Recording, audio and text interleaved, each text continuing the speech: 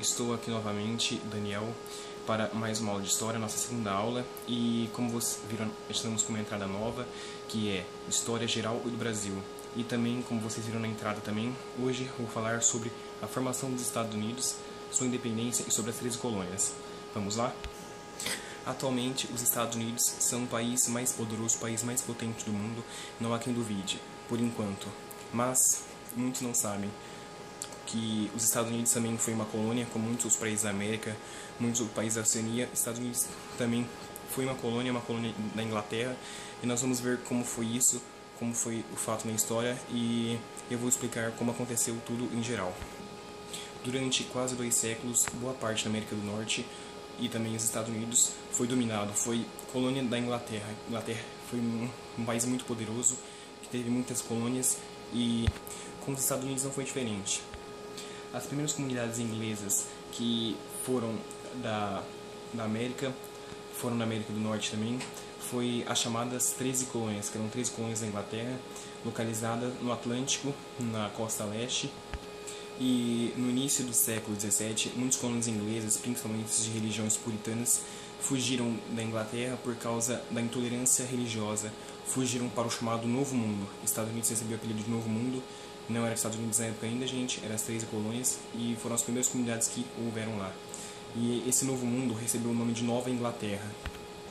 Muitos ingleses que não tinham assim estrutura familiar, muitos ingleses que não tinham uma economia boa, eles não conseguiam fugir para o Novo Mundo. Então eles começaram a assinar contratos para trabalhar na América por 7 anos em troca da imigração, e era chamado os servo por dívidas. As 13 colônias não passavam, eram com limites dos Montes Apalaches, não passavam dali, e hoje formam os atuais estados de Massachusetts, Nova Hampshire, Connecticut, Rhode Island, Nova York, Pensilvânia, Nova Jersey, Delaware, Maryland, Virgínia, Carolina do Norte, Carolina do Sul e a Geórgia. Nas colônias do Norte, fixaram-se um número maior de puritanos, ingleses, colonos de religião puritanas, entre 1620 e 1630. E a primeira comunidade que os puritanos fundaram era chamado Massachusetts, que quer dizer pais peregrinos. São considerados os fundadores do que hoje são os Estados Unidos. Não eram considerados todos pais, mas muitos eram conhecidos pela sigla WASP, que quer dizer White Anglo-Saxon Protestant, pessoas brancas de origem anglo-saxãs e protestantes. Já os colonos que foram para o centro e para o sul eram de maioria anglicanos e católicos. Era assim que era dividida as 3 colônias, colônias do norte, do centro e do sul. Apesar da separação entre a igreja e o Estado, os puritanos de Massachusetts tinham muito cuidado com a liberdade de consciência, e por isso eram bem tolerantes. Alguns agricultores acabaram se exilando em Rhode Island, sendo proibidos de voltar à comunidade de Massachusetts. Os colonos pioneiros pretendiam criar comunidades autônomas que tivessem bastante autonomia entre si, que não dependessem uma das outras. E eles conseguiram fazer isso até metade do século XVIII, quando os ingleses estavam mais interessados em conquistar territórios e fazer comércio, criar seus modos de economia, seus modos de mercadorias na África e na Ásia. Assim como o Brasil e outros países da América, também haviam nativos que habitavam aquele continente, que habitavam aquela região. E um deles que eu conheço eram os Iroqueses, e por isso os ingleses, os colonos, tiveram que acabar com eles, tirá-los das suas terras para depois ocupar a terra dos nativos. Muitos criavam alianças táticas com os nativos para fazer um acordo de paz, até que eles os dominassem e os expulsassem. Nas colônias do norte, os puritanos, uma agricultura baseada em pequenas pequenas e médias propriedades rurais, onde plantavam várias, que era chamada pericultura, várias coisas, várias espécies, como trigo, milho, centeio, cevada e frutas. Já nas colônias do centro, além da policultura, criaram também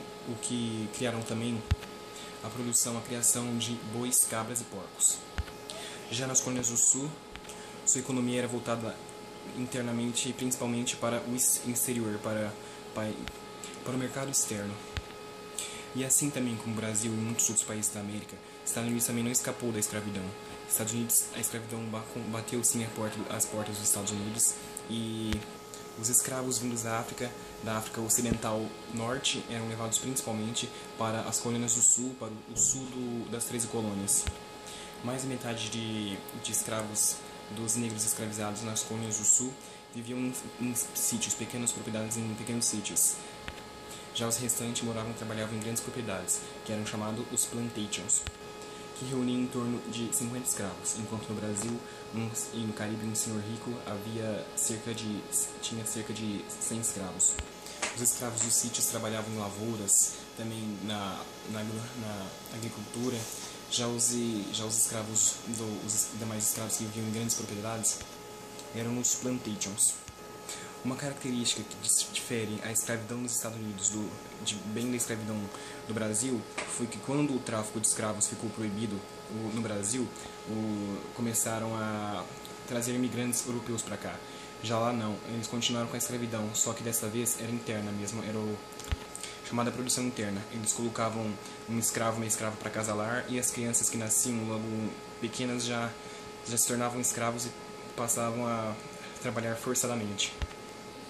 A escravidão foi muito importante para a economia do Sul, por causa das fundiárias, das lavouras, da agricultura, que era bem agricultura mesmo, era bastante pecuária, os latifúndios. Em muitos lugares, como em Nova York, o fim da escravidão foi bem rápido e até mesmo antes da independência, como em Nova York foi em 1740, na Carolina do Sul em 1822 e na Virgínia só em 1881, mas a escravidão mesmo durou até 1836, bem antes que a escravidão do Brasil, que só acabou em 1888. Houve na Europa, na época, a Guerra dos 7 Anos, que não é assunto que será abordado agora, mas o que eu quero dizer é que após a Guerra dos 7 Anos, os ingleses tiveram bastante prejuízos e houve mudanças no modo de domínio inglês sobre as 13 colônias. O governo inglês criou a Lei do Açúcar, que cobrava taxas do açúcar exportado para as Antilhas importado das Antilhas Britânicas. Já a bebida era trocada por escravos no litoral africano. Houve também a Lei dos Selos, que cobrava taxas de documentos comerciais como contratos. Houve a Lei dos Alojamentos, que forçavam os colonos a conseguir alojamentos para as tropas britânicas que estavam no território. Houve a Lei do Chá, que o governo inglês pretendia impedir a venda do chá pelos comerciantes americanos e obrigavam a consumir o produto fornecido pela companhia. E houve a Lei dos Intoleráveis, criadas pelos próprios colonos, que eram contra as outras leis e que não queriam perder sua autonomia e ter prejuízos econômicos. Houve também um episódio chamado Festa do Chá de Boston, que colonos se vestiram de indígenas e atacaram navios britânicos carregados de chá no porto de Boston. Em 19 de abril de 1775, com a Batalha de Lexington, deu início aos movimentos de independência, guerra de independência das 13 colônias. Tropas inglesas tentaram destruir um depósito de armas controlados pelos colonos e tiveram bastante resistência. Com isso, em maio do mesmo ano, os colonos queriam a independência do seu território. Eram chamados patriotas, que realizaram o segundo Congresso Continental na cidade de Filadélfia, nomeando George Washington, que foi o primeiro presidente do país, comandante das tropas coloniais contra as britânicas. Em 4 de julho de 1776, as 13 colônias tornaram-se oficialmente independentes da Grã-Bretanha.